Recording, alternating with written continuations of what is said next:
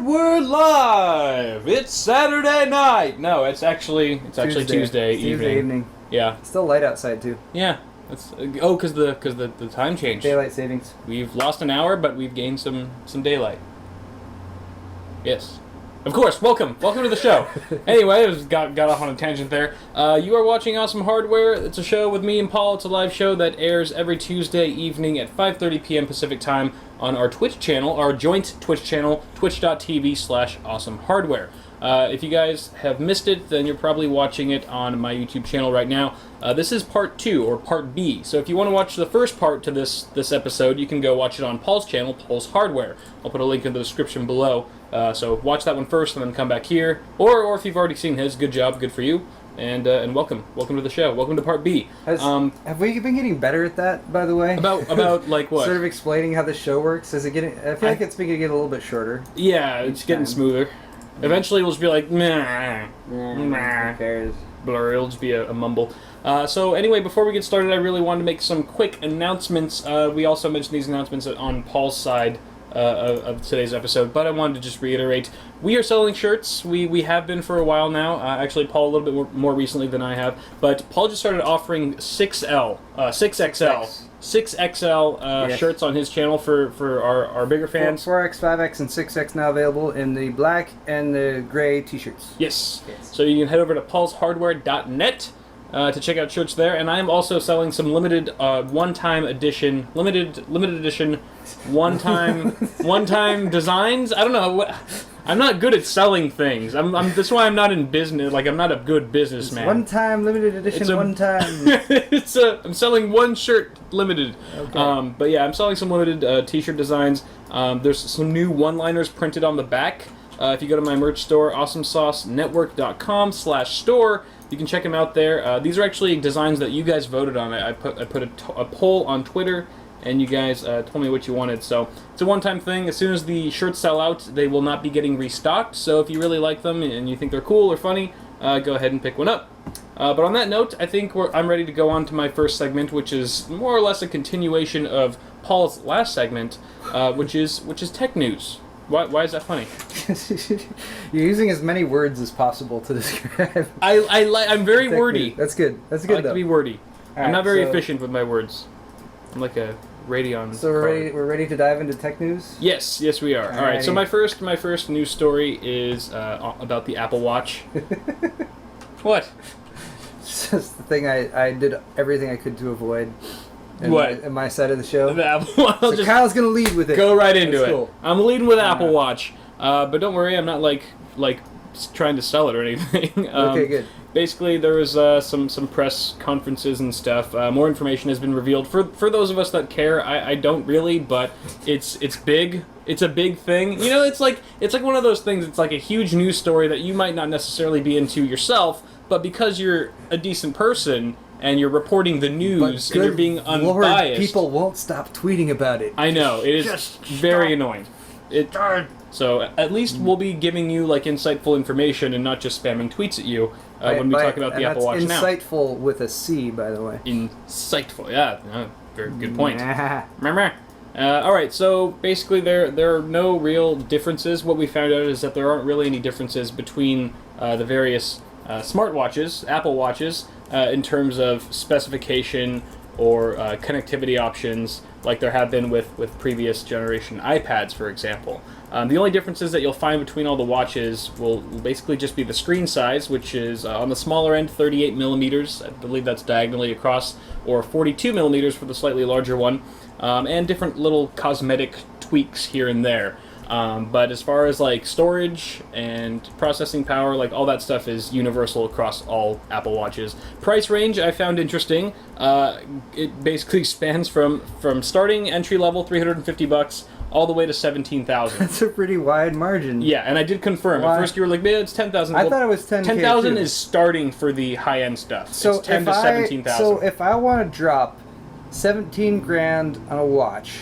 That'll be outdated in a year. Which people have been doing for a while. That's who they're going for. They're going for the market of people who spend thousands of dollars on a thing they put on their wrist. Right. Which I find... I'm not into that. I couldn't be into it. I couldn't be into it if I wanted to. I'm sorry if you like expensive watches. I think you're a douchebag. I'm still of the mind that I'm really, really happy that I have a cell phone now that shows me the time and I don't have to wear anything on my wrist anymore. I always got like tan lines from it anyway. It's annoying. So what do you get for 17 grand? What did 17 grand buy you other than gold plating, right? Because I know they've been buying up like a third of the world's gold supply to gold plate their stinking watches. Yeah, it's kind of ridiculous. Okay. That's all I could find. I didn't really investigate what the $17,000 would get you, other than the gold plating. It's 18 karat gold, I believe, which sounds fancy. But it really is just for like the baller type people who can afford really, really luxurious things. And I think it's also a marketing thing, right? Mm-hmm. I think it's also like, look at us, we are offering the premium luxury smartwatch that's going to blow everything else out of the water. It's a Halo product. It is a Halo product. But as far as specs go, let's see, 18-hour battery life, which, there's definitely way better options out there in terms of battery life. Like the Pebble Time, for example, it uses an e-paper screen, and it's always on. Even though it's always on, it lasts an entire week. It lasts up to 7 days, which I think works perfectly for something like a smartphone, because the last thing I want is another device that I have to charge daily. That would just annoy me. I'm already like annoyed that I have to charge my phone every day now. Yeah. But having a smartwatch would be equally annoying. 18-hour that's why I don't use a Bluetooth earpiece. Oh, I hate those. Because I don't want. I mean, there's so many driving in a car, I think, was the only time it would be useful. To not get a ticket and stuff like that, and to drive more safely. But I still don't use mine. I just don't answer calls in the car. Right. Because I don't want to charge another thing I have to charge. I know, I totally get you. And it gets hot. It gets my ear really hot. 18 hours is idle time, by the way. Oh, that's okay, that's idle time. So this is probably something that you would charge. On time, they were talking about five hours or something like that. Really? Okay. Yeah. Wow, so you'd definitely be charging this thing every day. Oh, yeah. Also, I do have some more information about why it's so expensive. So starting off, the regular, if you're a mere peasant, and you don't want to spend, you can't fork out the 17 grand, it's starting $350, okay, which is still quite a bit above the average smartwatch right now.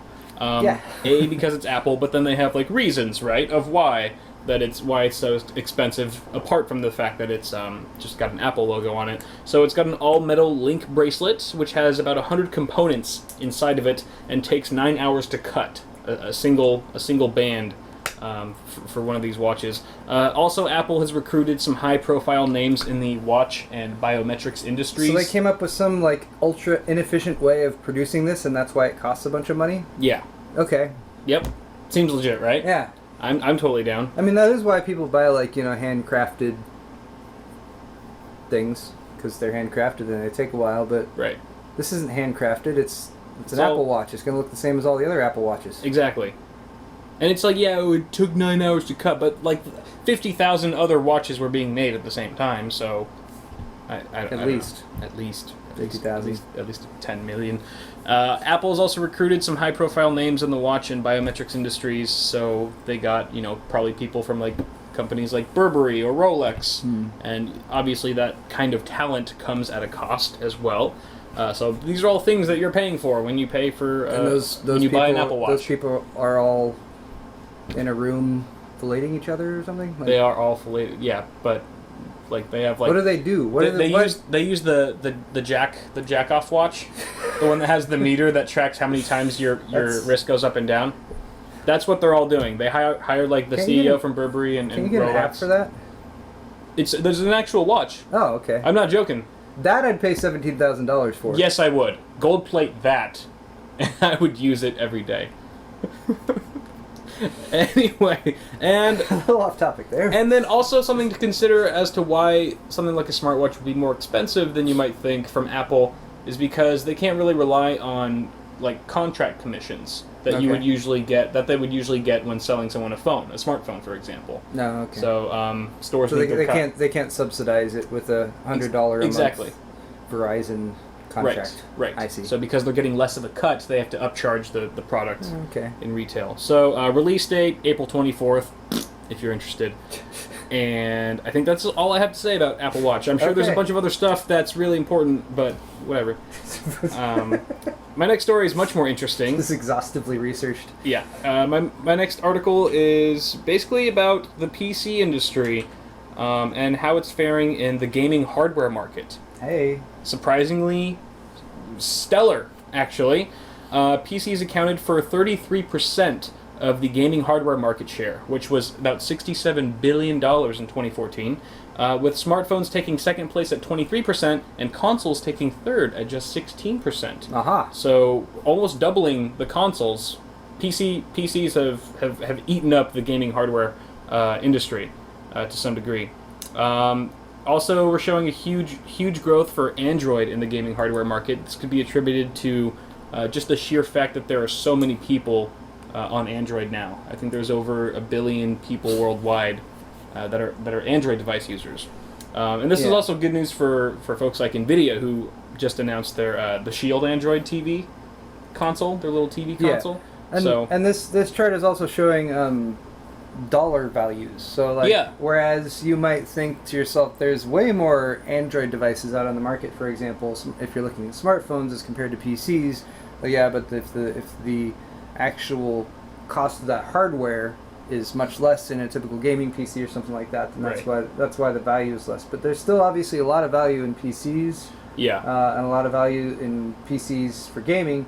And then there's that picture of Jensen with the Shield console. Yep. Yeah. I think it's interesting. It's interesting to speculate on why it's so much higher for PC than it is for consoles, because they're both gaming apparatuses or gaming mediums, but I think maybe there's just so much more variety to choose from with a PC, whereas you buy a console, it comes with one remote. Yeah. I mean, I've never had to think about gaming peripherals when it comes to a console. If I need something extra, I just buy another remote.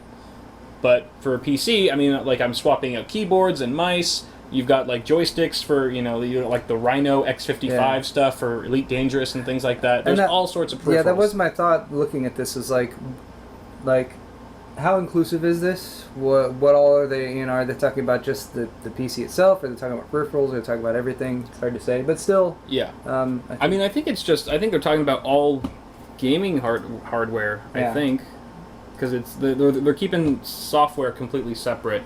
But this also kind of brings into question what's the relationship between the gaming industry and the PC industry? Like, everyone always says, like, in our field, like, the PC industry is dying, or it's not going up, it's like slowly going down every year, or it's like stagnant. Not everyone says that. Not everyone says that, but stupid people say that. Right. But I'm thinking, do you think how much of influence does the gaming industry have over the PC market, and how much is the gaming market keeping the PC market afloat? You know what I mean? It's like if you couldn't game on a PC, where would PC sales be?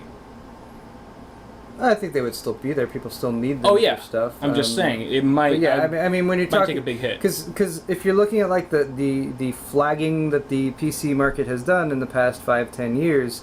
A lot of that has become I think a lot of that has been pointed at, the rise of the internet was one thing, and originally, if you wanted to access the internet, you probably needed some kind of desktop computer. There weren't many options at that point except desktops and laptops, and those are all PCs to some degree or another. However, as soon as you started to have the rise of smartphones, and then after that the rise of tablets, you started to have other viable options for people to access the internet. Which meant that if, you had a lot of people said, well, I can look at the internet and go to my websites on my iPad or on my phone. I don't necessarily need to go sit down at the desktop over in the corner in the study or wherever it happens to be.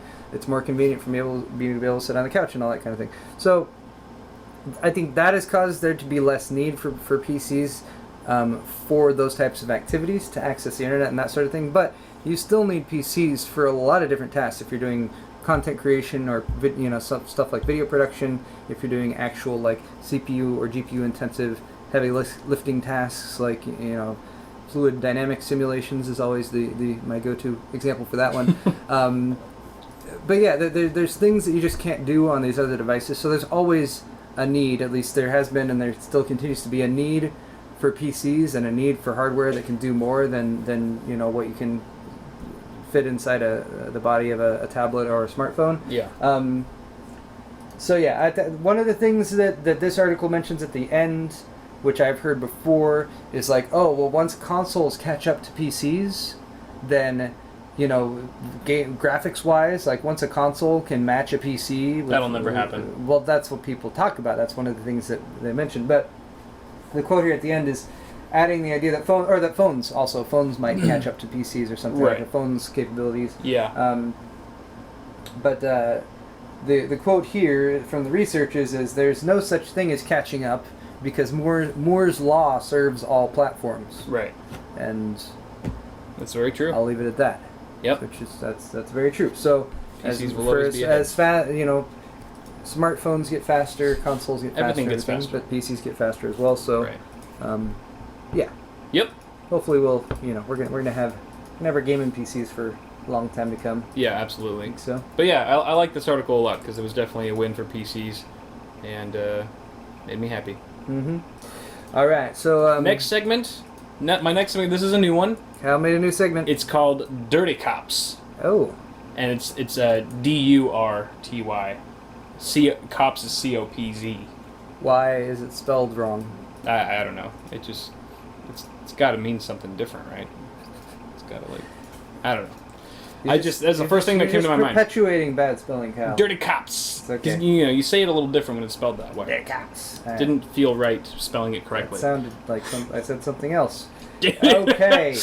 All right. So my first story, and by the way, this segment, if you couldn't tell, is about dirty cops, where cops get dirty.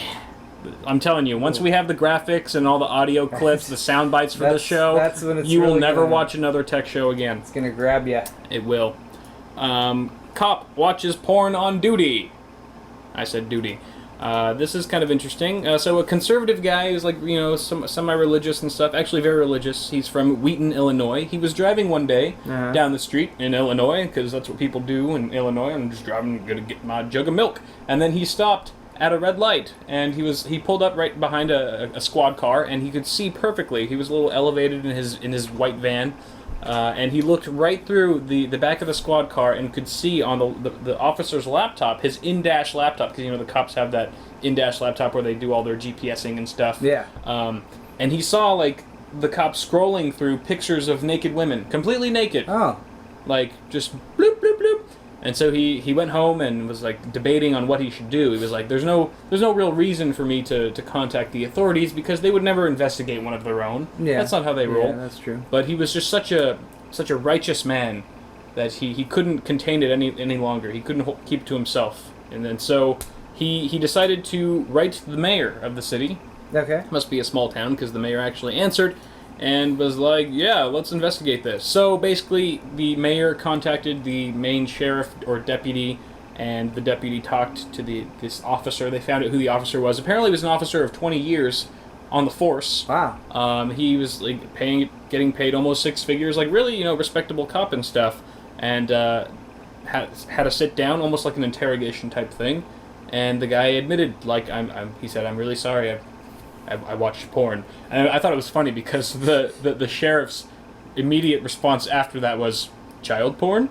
And the guy's just right after that, no, regular porn. Oh, that's what he says. There's a transcript type thing in the article somewhere, but yeah, man, I don't know what I would do or what I would feel. I'd be like, it's not his firearm he's holding. That's a little much, but Illinois people, man. Illinois. Josh is from Illinois, isn't he? He's not a cop, though. Otherwise, there might be some crossover with this particular story. But yeah, I think it's an Illinois thing. I think it's everyone in Illinois. Everyone in Illinois sits in police cars and looks at porn. Yep. That's the conclusion we're drawing from this story. Yes, that is it. Very, very deep. Illinois. Nice place to live. I'm watching you. All right, the next story in Dirty Cops is about a deputy who threatens Xbox Live players. What? He got fired. It was a Mississippi sheriff deputy who was fired from his job in Jackson County after a YouTube video allegedly captured him yelling racist slurs and other profanities while violently threatening these other people that were playing video games with him. I see D-Man in this screen cap. D-Man Duck! Is that D-Man Duck? D-Man Duck! No? I think it's probably a different D-Man. Okay. I don't think D-Man Duck would ever get caught dead playing Xbox Live or playing on an Xbox. But this guy apparently they were playing Call of Duty Advanced Warfare. And that's where this guy got fired. He got fired playing Call of Duty. But apparently the other people on the other end were just recording to make YouTube videos. They were recording their gameplay. Oh, okay. Much like we do. And they just happened to come across this pissed off deputy who was just venting all of his anger from... How did they find out he was a cop? Because he's an idiot and he told them. Oh, I'm a cop. Yeah. One of them invited the other to like a private chat and like, let's take this in the chat, you know, and then they started firing, and then it escalated from there, and the guy was like, I'm a cop, man, you don't want to see me with a gun. Like, these are actually things that he was saying to these probably couldn't have been, you know, too old of people. I mean, they had to have been kids. It was Xbox, right? We're hearing that Josh is not from Illinois. Oh, he's not? Okay. Maybe that's what cell processing says. I'm totally... no, I thought he was. No, Rooster says he's not from Illinois either. He's from Iowa. Iowa! It's the same thing. They're like Midwest exactly the same. state that starts with an I. Iowa, Illinois. They're both 3 syllables. Surely no one from the Midwest is offended. See, that's why California's so big. You don't have to remember the names of a bunch of smaller states. It's just California. That's why we're better. One big... I was not at all implying that we were somehow better than other states. Even though we have miles of beautiful coastline and natural beautiful wonders women. like Yosemite and the giant sequoias. I feel like I should be able to go on, but... Can we get some like nice relaxing music right now? Let me cue up that California commercial with Arnold Schwarzenegger in it. Okay. All right. So, again with the racial slurs, he was saying stuff to these guys like, "I get paid to beat up N-words like you." He used the phrase "D's nuts." He said "D's nuts." That's a classic. That is late '90s for you. I know. Right there. I know. Definitely showing his age there. D's nuts. These outdated and out of touch nuts. That'll get under anyone's skin when you're like, I know you're not suck mad on at me, but D's nuts. Right? Okay. That's actually the new name of my segment. Is D's nuts. So it begins. And so yeah, I don't understand why a cop would ever reveal his identity on the internet. I mean, this is technically the internet, Xbox Live. Mm-hmm. Because he's stupid. He's a stupid cop. He's so stupid. And then at some point, this is the best part. The guy on the other end says, you know, he doesn't believe me. He says, like, bullshit. You're not a cop.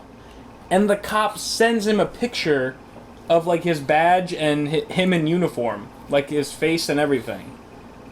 Like, I don't even. Dirty cops. Cops. If you become a cop and you're becoming a cop because you're angry or bitter or you want to like control other people or something like that, then you're becoming a cop for the wrong reason. Right. Let's all take a lesson from this and just realize today with today's story that this is just something that happens on consoles. This is what's happening on consoles, everyone. Just run for your lives.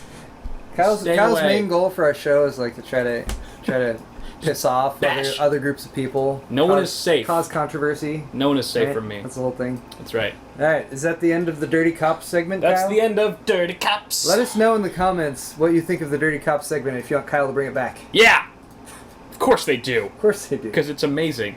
Alright, my next segment is a repeat. You guys have seen this one. I think in the last episode is when I kicked it off. It's Build-A-Rig, where I go over the parts for a specific rig. Yay. Based on its level of functionality and budget. I put all the parts together and I try to find the most ideal configuration of hardware. So, what kind of rig are we building today, Today's Kyle? rig, we are building a $1,500 editing station. All right. Yeah. So we're not literally building it. We're not building it. We building are it in theory. We are theoretically building it. Ooh, the new PC part picker. I've barely used it since they updated the UI. This is my first time using it since the refresh. Okay. But it looks very nice and it functions very smoothly. So first off, I wanted to pick a good CPU for editing. Yeah. And $1,500, I guess, when you're dealing with about $1,500, that I feel like that's a kind of a sweet spot for a lot of computers, whether you're talking about a gaming rig or an editing rig.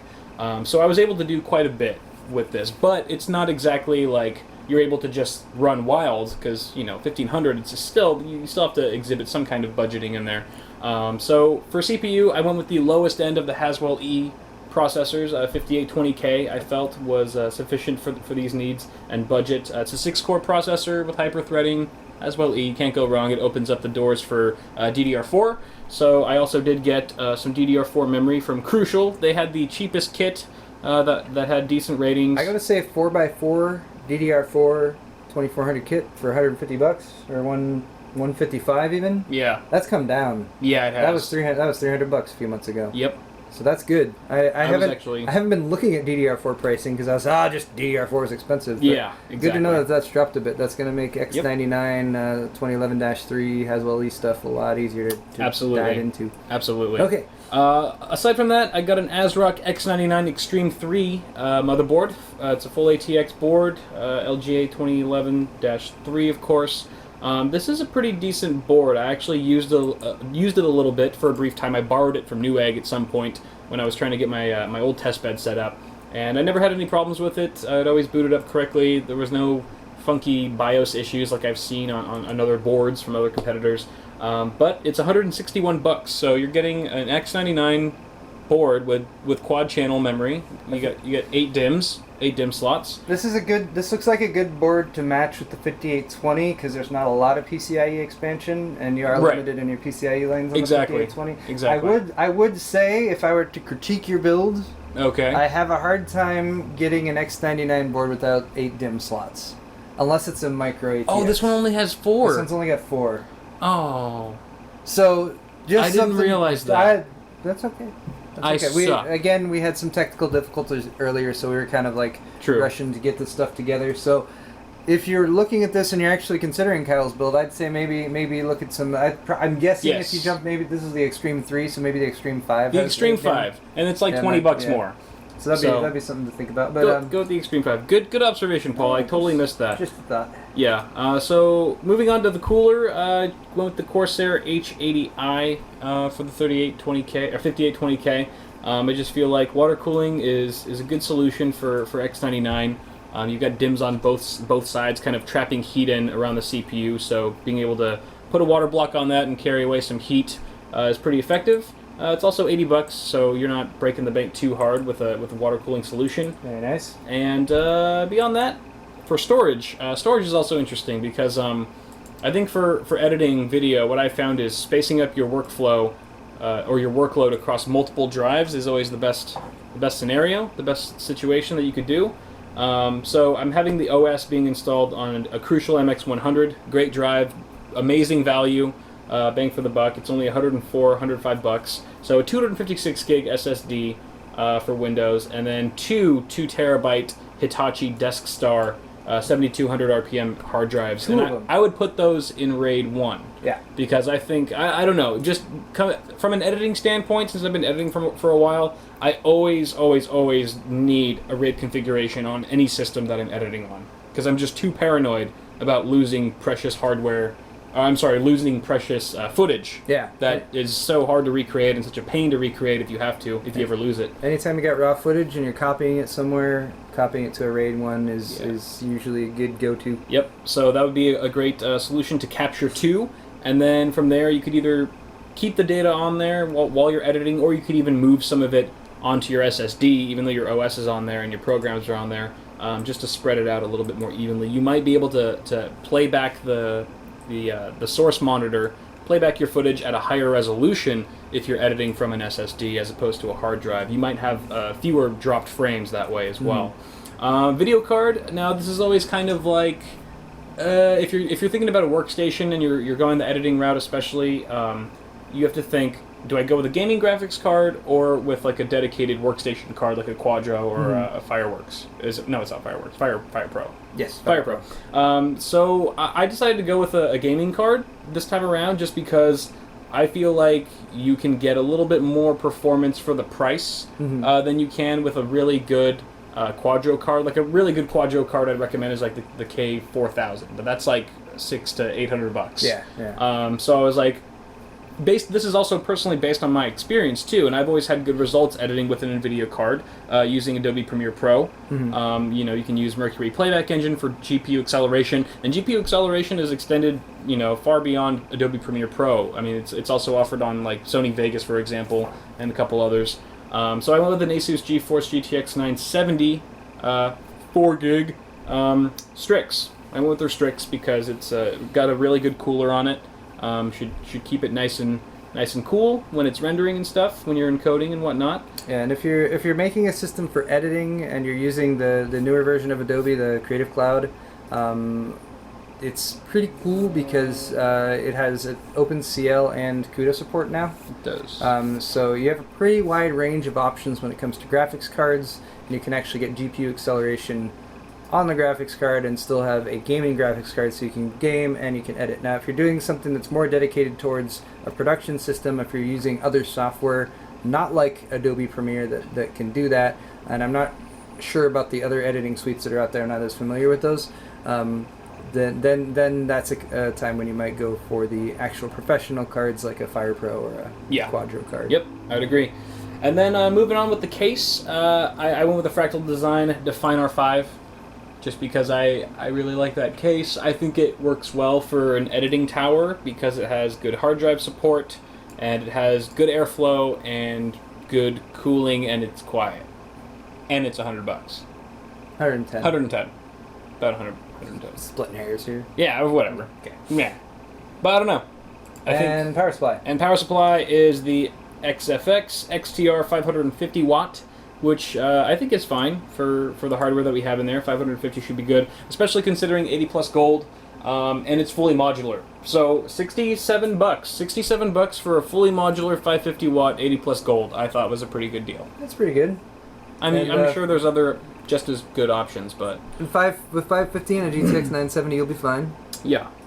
You could even overclock a little bit. You can even overclock a little bit. Actually, with a fair amount of hardware configurations here, you'll be fine with that. If you're planning on doing massive upgrades, or like adding a bunch more drives or something like that, or really maxing out the PCIe, you might go with a little bit more wattage. But I think 95% of people would be fine with the 550 watt. And if I were to make an upgrade, if I had to pick one upgrade for this system, for future reference, I would probably get a dedicated SSD for like a scratch disk, or just to edit off of. Yeah.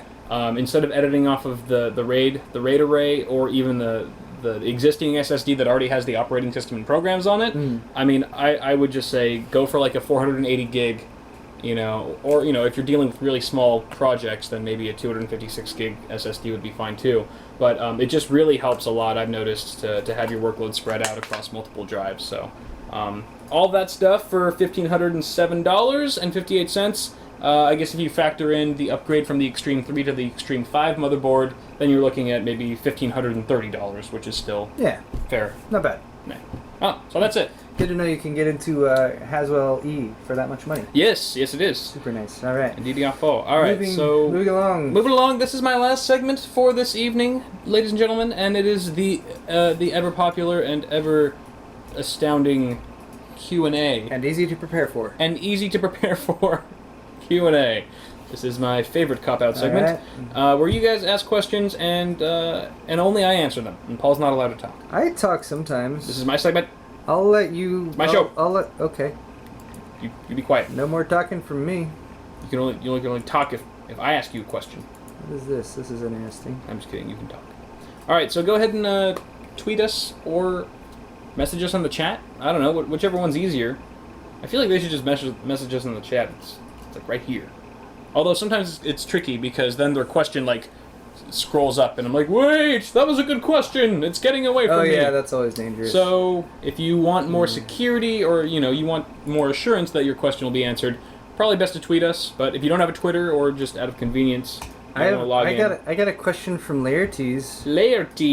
Or at FXG Laertes. Asking, can you help me out with this problem? And he links me to a 3D Mark 11 score with his GTX 660 and an i5 3570K, and the score is 7080. Oh, the result is invalid as we were unable to determine your Lucid Virtue MVP settings. You should uninstall Virtue MVP completely and rerun the benchmark to get a score that can be used for comparisons. So it seems like he has that enabled.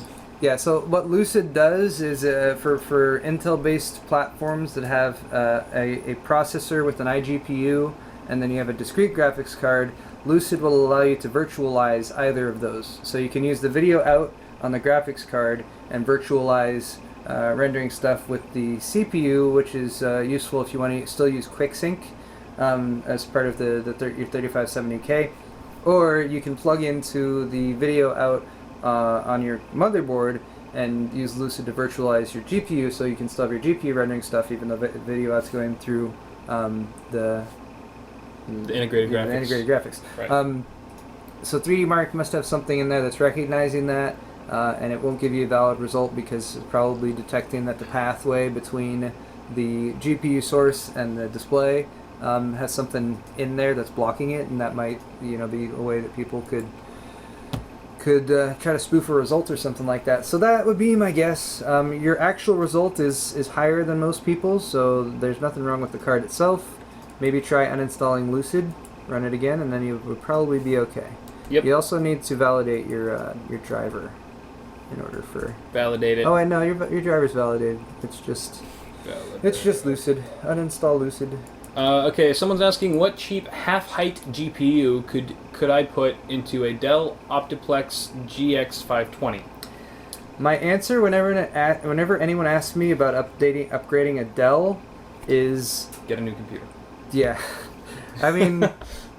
It's true. Dell's made so many different systems over the years, and they have so many different cases, and I've worked with Dell cases that are like actually pretty open and pretty similar to a typical like DIY case that you might get. I've used other Dell cases that are proprietary everything. Yeah. The chances are that somebody immediately knows the model of Dell that you're talking about is probably going to be pretty slim. Yeah. And upgrading a Dell is going to be a tricky at best because the expansion slots might be limited. Sometimes you're working with a proprietary motherboard.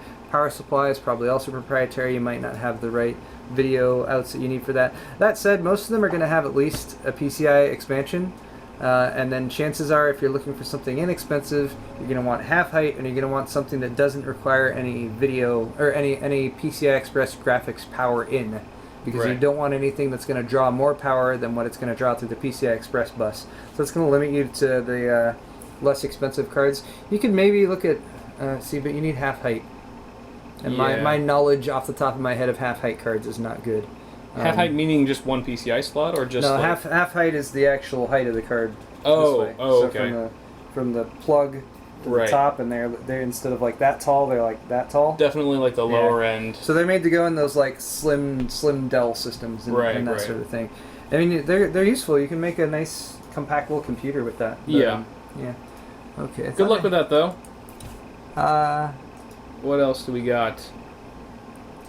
Oh, I feel the question coming on. I know there was another question or two in here. Kyle did not pee during my segment. This is true. It's not a first. He didn't pee during our first episode, but that would have been bad for him anyway. Yeah.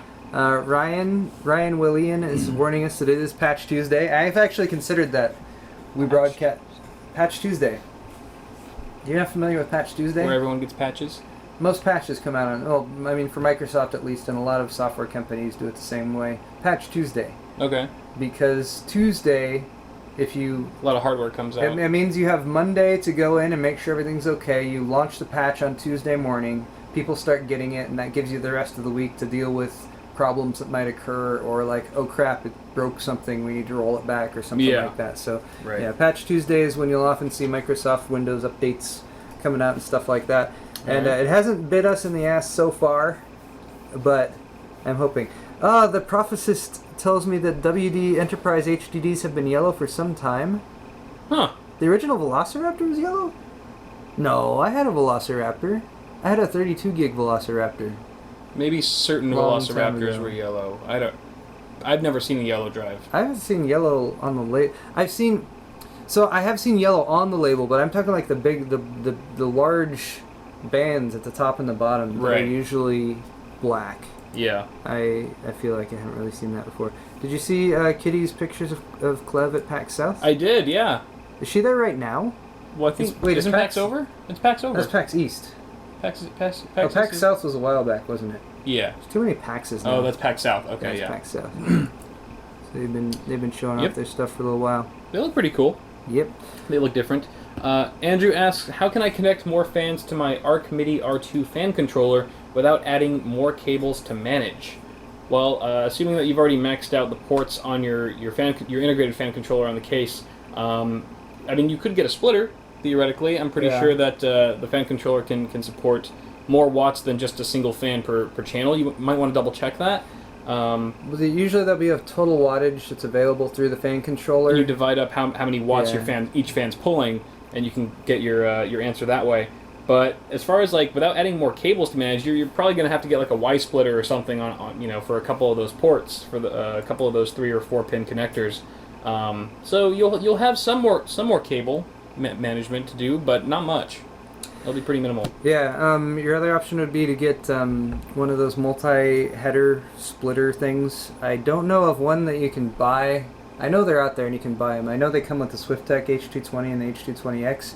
Those will allow you to take one lead from the fan controller and plug it into there, and that will control the RPMs. And then it's got a separate power input that comes from your power supply, and then it's got another 5 or 6 headers on it. So you could use that to split it off without necessarily drawing all that power straight from the fan controller. That'll be more cables, though. Yeah, that would be more cables. Yeah. When you said I want to add fans but not add more cables, my immediately thought was that that's impossible. Yeah. You're going to have more cables. Yeah. But you just meant not a lot of cables. Right. Okay, TalP or TalTech, Tal_Tech asks, should I get a CONTeNtz or a GTX 980? GTX 980. Yeah. I mean, unless you have money. If you got lots of money and you don't care, and you're like, $1,000 is nothing to me, then get a CONTeNtz. Yep. But we're not sure when it's actually going to be available for sale yet either. I have a GTX 780 DCU2 SLI. Should I upgrade to a GTX 980 or wait for the next generation? Yeah, man, you have 2 780s right now. Just keep them. Yeah. Keep them for a while. I would agree. You're still good. Wait for the next generation, maybe even the generation after that. 2 780s and SLI is still pretty kick-ass. So, you're doing fine. Just a tree in chat asks, worth the upgrade from an H100i to an H110i? I would say no, because it's a very marginal performance improvement you're going to get. A degree or two. You're not going to, it's probably not going to affect your overclock at all. Right. You already have a closed loop cooler with a fairly sizable radiator. And, but again, if you have the money and you just are looking for some reason to take your computer apart and clean it out and put it back together or something like that, then go for it. Right. Practically speaking, I would say no. Just stick with your H100i because that's still very solid. Unless it's if you've had it for like 3 years, maybe. If it's getting old, that could be a consideration. Yeah. I will say when I install install closed loop liquid coolers, I trust them a lot less than air coolers. Oh yeah. I've definitely. I've had so many more problems or just random issues. I had my pump on my SwiftTech H220 died. Yeah. A month or 2 ago. I haven't really talked about that yet, but that's a bummer. That was a big old snafu because the pump died, CPU overclocked, and it actually corrupted my RAID array.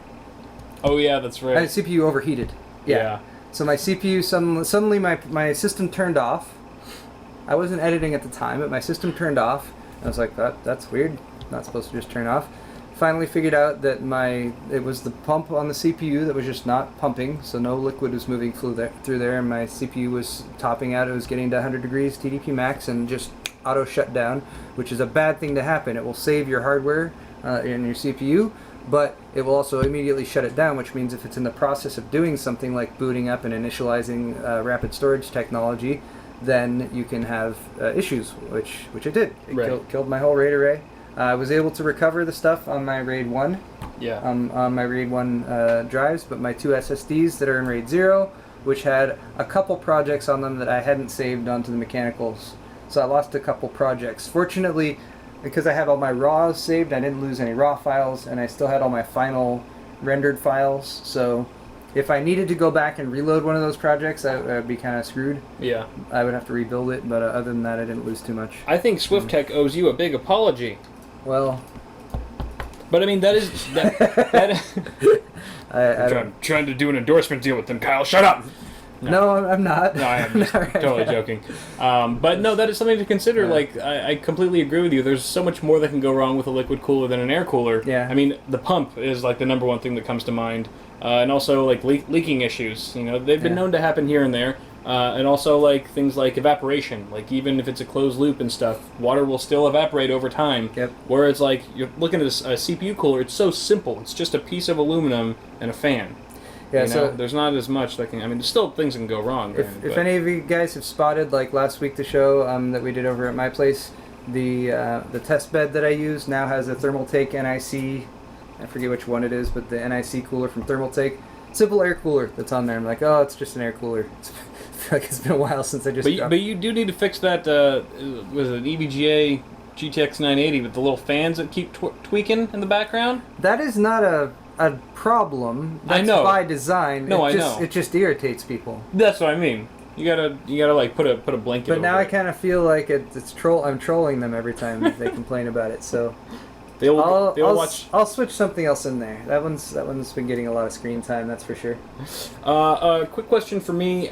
Any more of your news show, or is that gone? I'm gonna say that's gone for now. Until maybe I can get more resources, or I don't know, people working for me in the future, maybe a dedicated editor. That was something that I wanted to try out, and I kind of bit off more than I could chew at the time.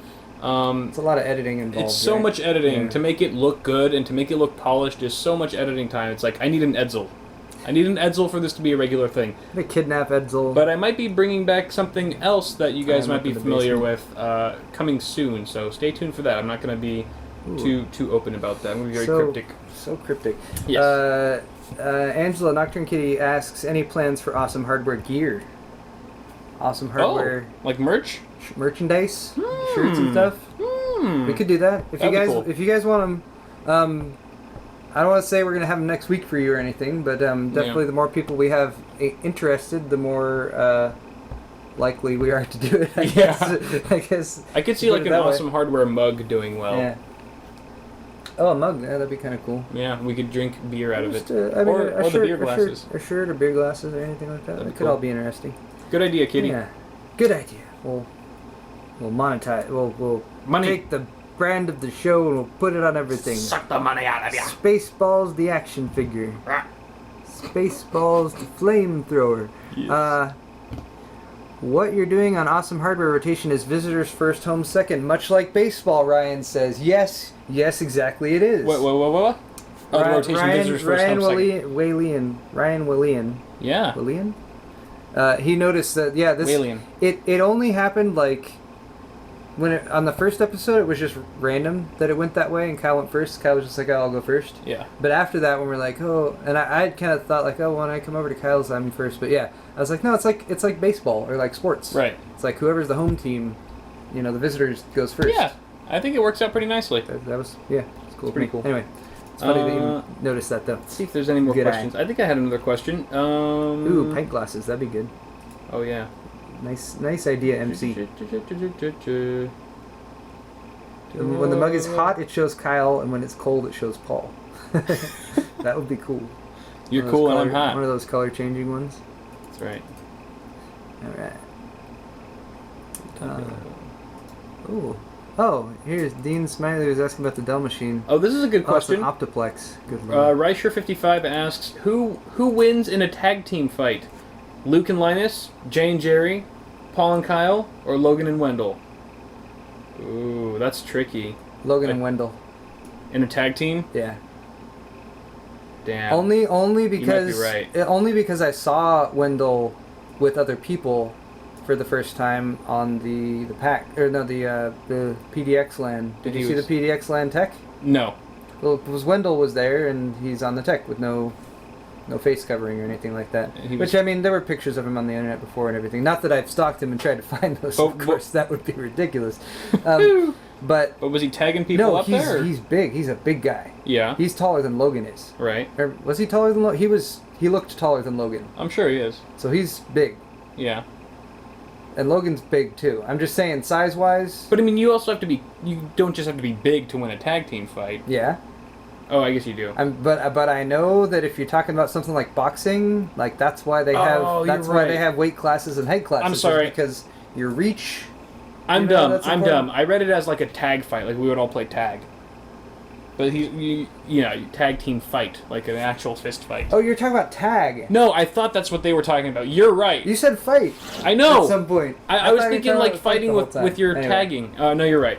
Yeah. Logan and Wendell. I'd agree. Yeah, Linus would be slippery. He'd be hard to get a hold of. But once you that get would him, he'll go down quick. That would only let him like stay alive for a longer period of time. Right. Jay and Jerry would hold out for a while. I think at the end it would be down to Jay and Jerry versus Linus would just leave Luke Just- in the ring. Look at like, where's Linus? What the hell, man? It's Highlander all over again. Not that there's that there's a historical precedent for that or anything. That was an interesting concept. Yeah. Wait, we weren't part of that though, were we? Did he say? Are we too? No, yeah, we're in there too. Oh, we're in there too. Yeah, I'd say we'd probably tie with Jay and Jerry.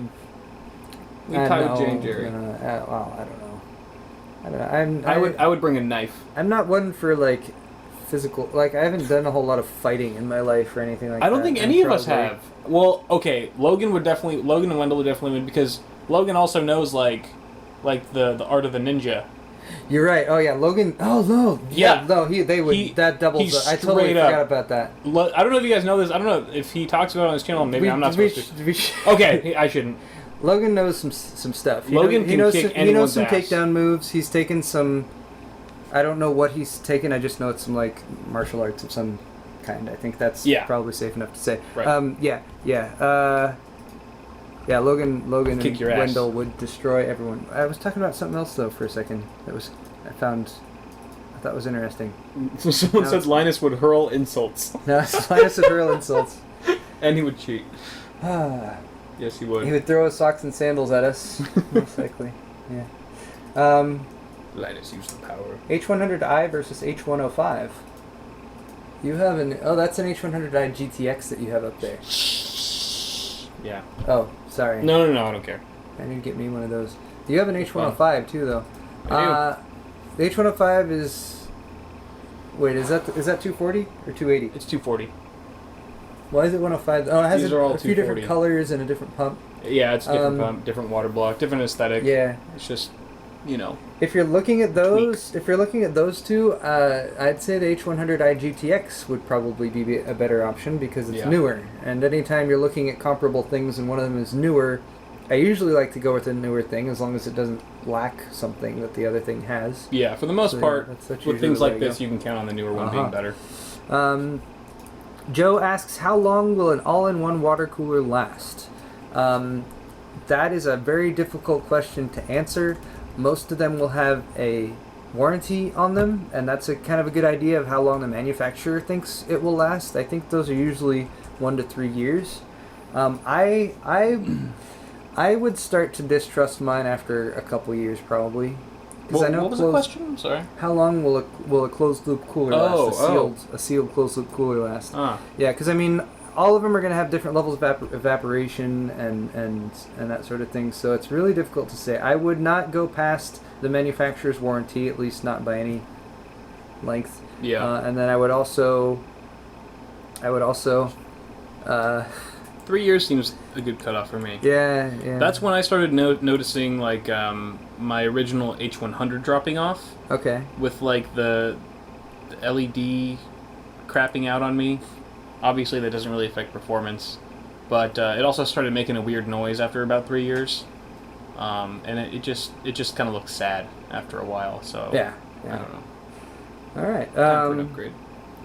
I think we have a few more questions that are trickling through. The Prophecist has linked me to the Enterprise line that's updated to have yellow in the top and the bottom. Okay. Oh. Well, that's all right. As long as they're not calling it the yellow drives, I guess then it's still all right. As long as they're still raid editions. Makes me want to pee. Fine with me. The RE4 has the same. The Prophecist is really on top of this WD thing. Oh, no, I see what you mean now. Yeah, it's got the yellow down at the bottom where it says Enterprise Storage. But the top is still black. Right. Top is still black. I actually have a 500 gig WD RAID edition drive that has this same label on it. At least it's similar. This is a 1 terabyte one that we're looking at right here. Alright. Prophecist asks, what do you guys think about the expandable AIOs? They're cool. I think they're a nice option to have. Like if you're like I've done many times, I've bought a graphics card and thought to myself, in the future I'm going to buy another one of these graphics card and add it, and then do SLI or something like that. And I've never really actually done that. I don't think. Yeah. But I think as a possible, I always like having an upgrade path. And I think if you're investing in an all-in-one liquid cooler, and you look at the custom, loops that people build, and you're like, that's something that I want to do one day, but maybe I don't have the money for it right now, or that sort of thing. Yeah. I like that it provides a pathway, something to do afterwards, something to go in and tinker with, and a lot of them are actually pretty nice.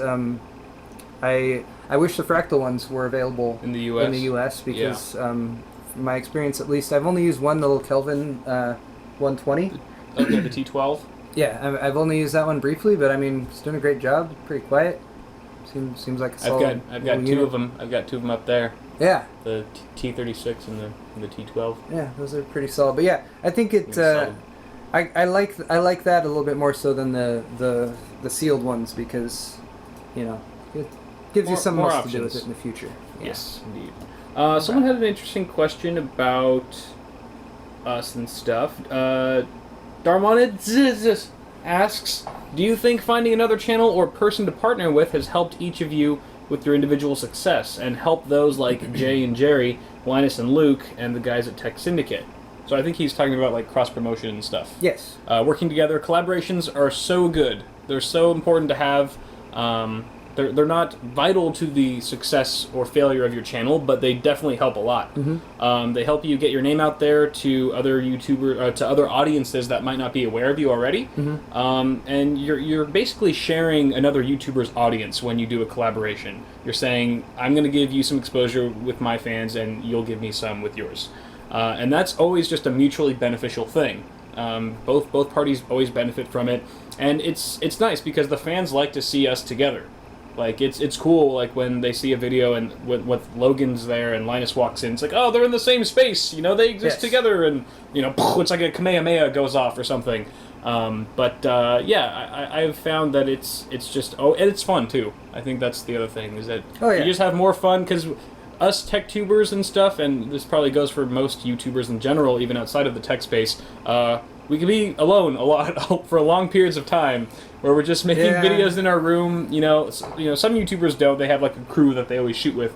But for a lot of us, it's like me in my room for 16 hours a day, or like 3 days in a row. And I'll see my fiance and stuff, but it's just like I don't really get out much from time to time. Yeah, so it's nice when Paul comes over, I go over to his place, and you're like, socialization that's not on a computer. It's nice. Yeah, I'm pretty like kind of introverted, and like I'm usually okay by myself for long periods of time. But I will say that it's nice to have that. Like I said last week, I've been looking forward to Tuesdays because it's been having a lot of fun and everything.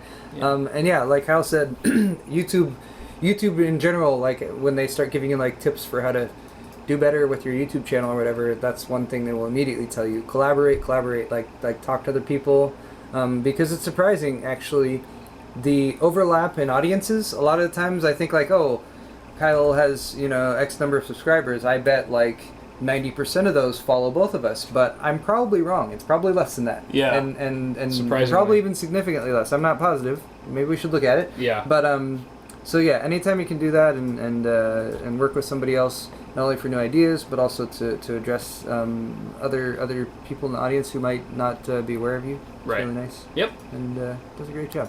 Yeah.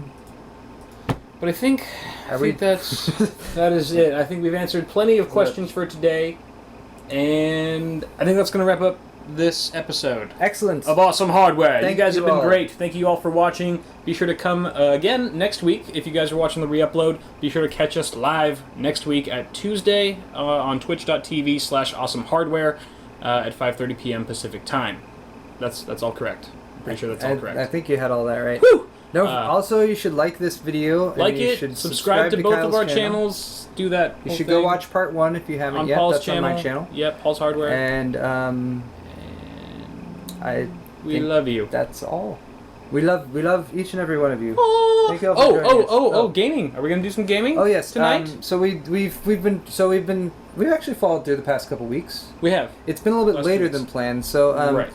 Right now it's about 7:20-ish local time here. Yes. In roughly 2 hours, we'll do a little bit of games streaming. That's about 9:30-ish California time, PM. Right. Kyle on his channel, which is Awesome Sauce Network, twitch.tv/Awesome Sauce Network, and I'll be on my channel, twitch.tv/Paul's Hardware. Yep. And usually it's pretty casual, and we're pretty tired, and you just watch us play games and hang out. But if you're interested, you can do that. Yep. Yes. Absolutely. And also let us know, like, if for future episodes, if you wanted us to do an earlier, like, after party, let us know, like, what time would work for you. Because I know, like, there's probably 2 hours can be a big gap, especially on a weekday for those of you that have work or class the next morning. So let us know if you'd be more inclined to watch us or join us for the after party if it was, let's say, half an hour after this show.